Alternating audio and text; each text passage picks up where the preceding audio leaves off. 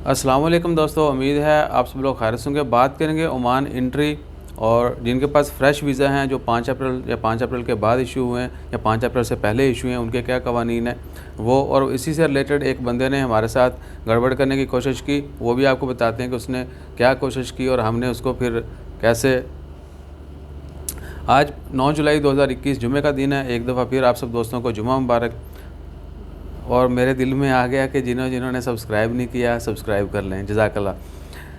वो तमाम दोस्त अहबाब जिनके वीज़ा 5 अप्रैल तक इशू हुए हैं, सिर्फ़ उन्हीं को ओमान एंट्री की इजाज़त है। जिनके वीज़ा 5 अप्रैल के बाद इशू हुए हैं उनको ओमान एंट्री की इजाज़त नहीं है। और ये पुराना कानून है, लेकिन रिसेंटली क्या हुआ कि एक दोस्त उन्होंने हमारे साथ रब्ता भी किया, ये फेसबुक मैसेंजर के ऊपर सारी डिटेल्स भी हैं और वीडियो उन्होंने देखी। ओमान एंट्री के मतलब अफ़गानिस्तान के ज़रिए हमने इन्फॉर्मेशन शेयर कर दी।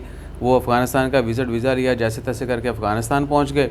और वहाँ से जब इधर के लिए बोर्डिंग हुई उनकी, तो एयरलाइन वालों ने बोला जी 5 अप्रैल के बाद आपका वीज़ा इशू हुआ है, you are not allowed to enter Oman. लेकिन फिर भी अगर आप इसरार करेंगे तो हम बोर्डिंग कर देते हैं उधर एयरपोर्ट के ऊपर, आपको जो होगा फिर आपकी किस्मत।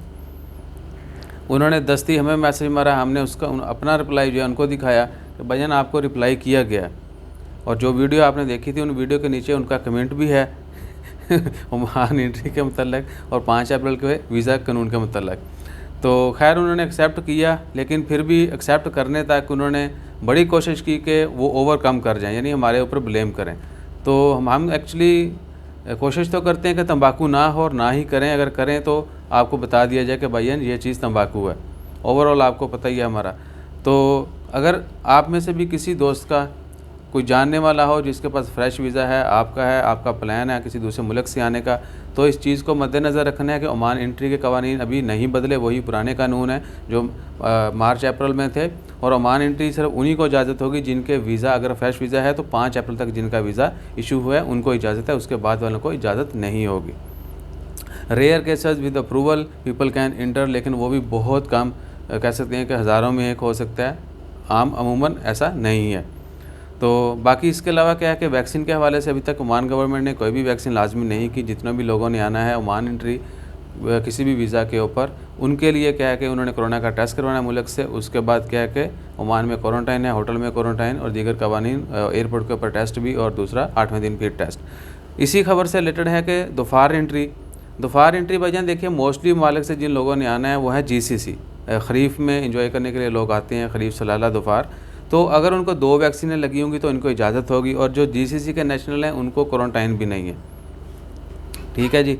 तो उनको इजाज़त है कि वो आएँ, और जिनको 2 वैक्सीन लगी होंगी उनको दोफार एंट्री की इजाज़त होगी। जिनको दोफार नहीं, जिन्होंने जाना है वो मस्कत में या दिकर एरिया में रहना चाहते हैं, उनके लिए वही पुराने कवानीन हैं, वो टेस्ट भी करवाएंगे और ये वो सब कुछ करेंगे। ये वैक्सीन वो 2 वाली जो है दोफार एंट्री के मतलब है, बाकी किसी के लिए नहीं है। ये चीज़ भी नोट कर लीजिएगा। ये मुझे वैसे लहदा वीडियो में कंफर्म करना चाहिए था ताकि मज़ीद व्यूज़ भी आते और चीज़ बेहतर तरीके से क्लियर भी हो जाती।